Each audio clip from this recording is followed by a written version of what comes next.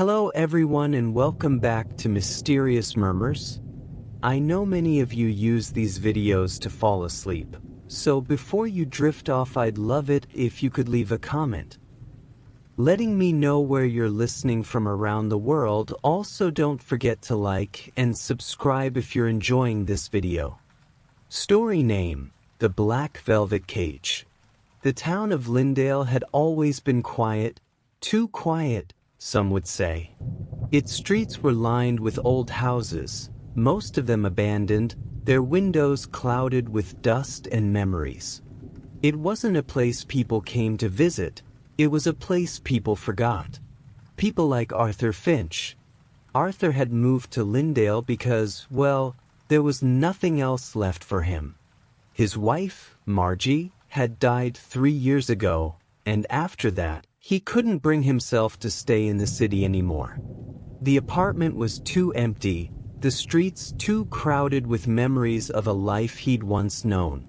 So, when a small cottage appeared on the market in Lyndale, he took it, not knowing what he was getting into. The cottage was old, built in the 1800s, with a thick iron gate that always seemed to rattle, even when there was no wind. There was a tall, wrought iron fence that circled the property, and the yard was overrun with wild grass and vines that seemed to climb the walls without permission. Arthur thought it was the perfect place to escape, to get away from the world that had hurt him so much. But the house had secrets, and secrets, as Arthur would soon learn, have a way of revealing themselves when you least expect it. It started on the first night. Arthur was unpacking boxes in the living room when he heard it, a faint tapping sound coming from somewhere deep inside the house. It wasn't loud, just a rhythmic, insistent tapping, like the sound of a nail being hammered into wood. At first, he thought it was just the house settling. Old houses do that, don't they?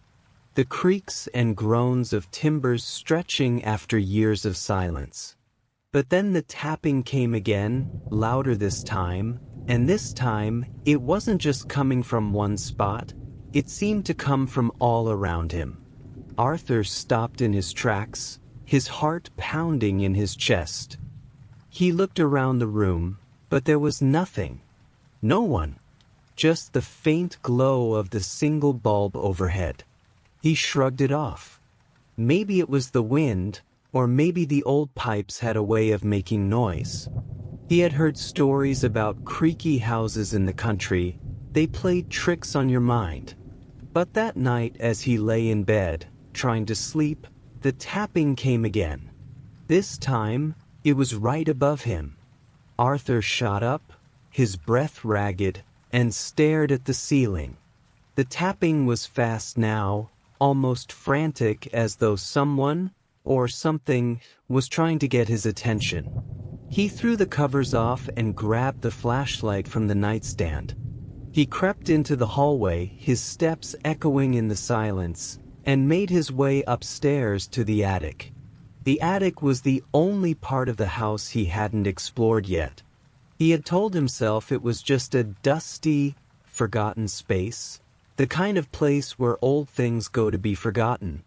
But now, standing at the foot of the attic stairs, he felt the hairs on the back of his neck rise. The air in the attic was thick, heavy with the smell of mildew and age. The stairs creaked under his weight as he climbed, and when he reached the top, the door creaked open with an eerie sound, as if it were protesting his intrusion. Inside, there was nothing but shadows. Arthur stepped forward, his flashlight beam sweeping across the room. It landed on a large, dusty mirror leaning against the far wall, its surface blackened with grime, and something about it made his stomach turn. It wasn't the dust or the age of the mirror, it was the way it seemed to be watching him. He moved closer, the beam of the flashlight trembling in his hand. As he looked into the mirror, his breath caught in his throat. There, just beneath the grime, he could make out a figure standing behind him. A woman. Her face was blurred, as though it were trapped beneath the surface of the glass, but her eyes were clear, wide, and desperate. Arthur spun around, but the attic was empty. His heart raced, his breathing coming in shallow gasps.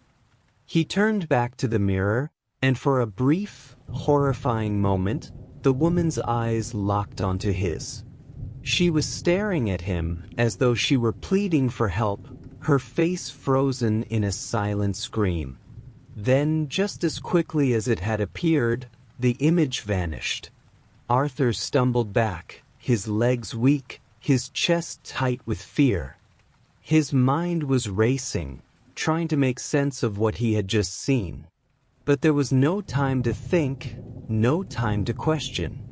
A low, growling sound filled the attic, coming from deep within the walls, like something was moving inside the house itself.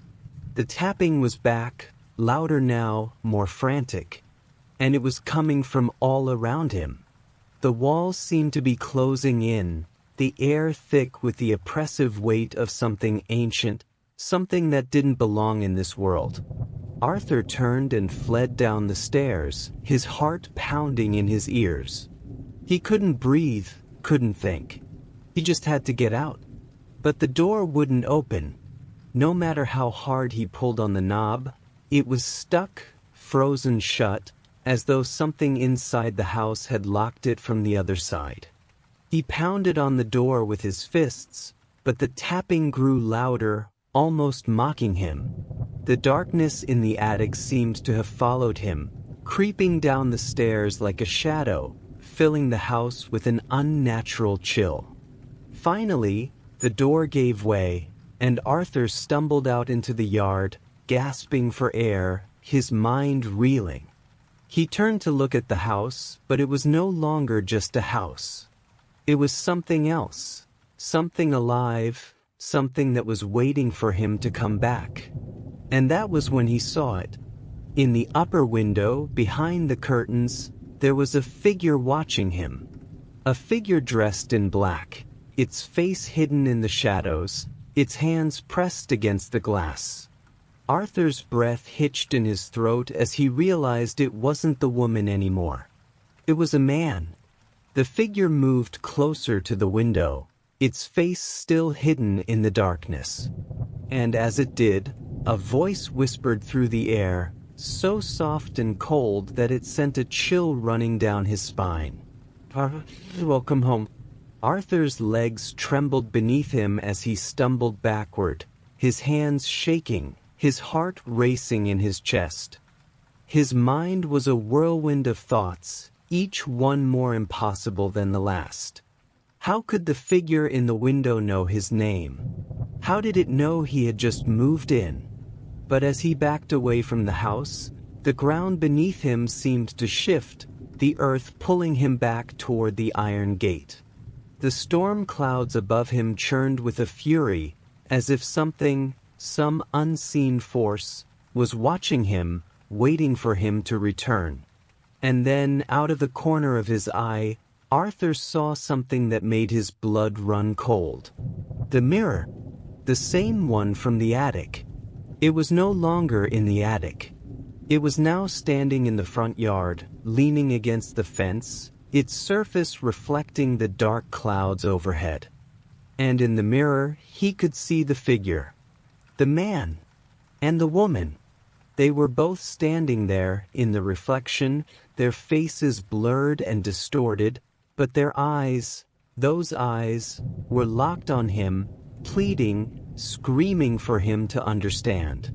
And then in the reflection, the mirror cracked. A deep, resounding crack that split the glass down the middle, and in that moment, everything changed. The crack in the mirror spread like a spider web, fracturing the glass into jagged pieces, each one reflecting a different part of the yard. Arthur's heart hammered in his chest as he backed away from the shattered reflection. The man and the woman in the mirror were gone, replaced by a new, more terrifying vision. The mirror no longer reflected the yard, but the interior of the house. Only it wasn't the house he had just fled from. It was different. The walls were darker, the rooms longer, and there was a flickering light inside, as though some unseen force was pulling the house into a twisted version of itself. The shadows seemed to move, rippling and shifting as though alive. And in the center of it all stood a figure. Not the man or the woman anymore, but something far worse. Something ancient. Arthur could barely breathe as his eyes locked on the figure. It was a tall, thin silhouette, draped in black, its face hidden in shadow. The air around it seemed to shimmer, the temperature dropping rapidly. He knew, with a certainty that gripped his heart like a vice, that the figure in the mirror was no longer just a reflection. It was real. It was calling to him. He felt a tremor in his bones, a pull that was deeper than fear. It was as if the house itself was reaching for him, urging him to return. The figure raised a hand, its long, bony fingers pressing against the glass of the mirror, and Arthur couldn't look away. The voice, low and cold, like the wind howling through a graveyard, whispered once again, "Come closer, Arthur." He tried to move, tried to turn and run, but his legs wouldn't obey. It was as though the very ground beneath him had turned to stone, holding him in place with invisible chains. He could feel the air growing heavier around him, thick with an oppressive force that weighed down on his chest. His mind screamed to escape, but his body refused. The figure in the mirror stepped forward, its face now emerging from the shadows. Its eyes were hollow, black pits that seemed to suck in the light, drawing everything around them into nothingness. Arthur wanted to scream, to shout for help, but the words wouldn't come. His mouth was dry, his throat tight with an icy chill that spread from the back of his neck down to his spine. Then, the figure spoke again, but this time, its voice was different. It was sharper, more insistent. "You belong here, Arthur." Arthur's breath caught in his throat as the words echoed in his mind. The force pulling him toward the mirror intensified. He wanted to run, but he couldn't move. His feet felt glued to the ground, his body frozen in place. It was as if the house itself had a hold on him, pulling him toward the figure in the mirror, toward whatever dark force it represented. The mirror trembled as though it were alive, and then, with a loud crack, it shattered completely. The pieces of glass fell to the ground, each one reflecting different angles of the yard, the house, and the world around him. But in the midst of the shattered glass, something else appeared. A door. Arthur's eyes widened. The door was right there, standing among the broken pieces of the mirror. It was old, dark wood with intricate carvings along the edges, but it was unmistakably real. The faintest glow seemed to emanate from the cracks between the door and the frame, and the longer Arthur stared at it, the more he felt that undeniable pull. It was the door to the house. No, not to the house he had known, but to something else. Something far darker. Without thinking, his hand moved toward the door. His fingers brushed against the cool wood, and the moment he touched it, a rush of cold air swept through him. He recoiled, but his body betrayed him. His fingers, almost of their own accord, gripped the handle and he twisted it. The door creaked open. Arthur's mind screamed in protest, but his body moved of its own volition. He stepped inside, the door swinging shut behind him with a deafening slam. The air inside the room was thick and heavy, and the walls were covered in strange symbols and markings. The floorboards groaned underfoot, and the faintest whisper of something, or someone, slithered through the air. And then he heard it. A voice, soft and distant, as though it were coming from the very walls themselves. Vimbos? Arthur turned, his heart pounding in his chest, and saw a figure standing in the far corner of the room. It was the same figure from the mirror, its body now fully materialized. Its eyes, those hollow, empty eyes, were locked on him, and it began to move toward him, its long fingers stretching out, reaching for him with a terrifying slowness. He wanted to run.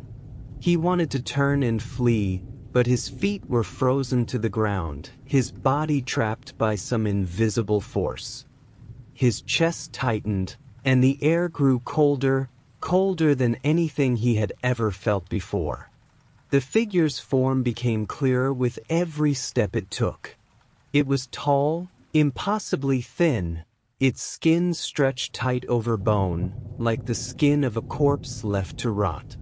Its mouth was a gaping, empty maw, and when it opened, there was no sound, only the feeling of something deep and ancient stirring in the air. The figure reached out, and Arthur could feel a pull at his chest, as though the very essence of his soul was being drawn toward it. His hands shook as he raised them in a feeble attempt to shield himself, but it was no use. He could feel it now, this dark presence, surrounding him, suffocating him. It wasn't just a figure, it was the house itself. It was alive, feeding off his fear, feeding off his presence. He could hear the whisper again, louder this time, like 1,000 voices speaking in unison. "Welcome, Arthur." And just as the figure's hand was about to close around his throat, the ground beneath him began to crack. A loud, sickening sound echoed through the room, and suddenly, the floorboards beneath him gave way, plunging him into darkness. The last thing Arthur saw before he fell was the figure, standing above him, its eyes glowing with an unnatural light. The world around him spun, and then, nothing. If you've enjoyed this journey into the unknown, don't forget to like the video and share your thoughts in the comments below. Have a tale of your own or a legend you'd like us to explore? Let us know. You might just hear it next. Be sure to subscribe and hit the bell icon so you never miss a story. Because here the darkness is always waiting just for you.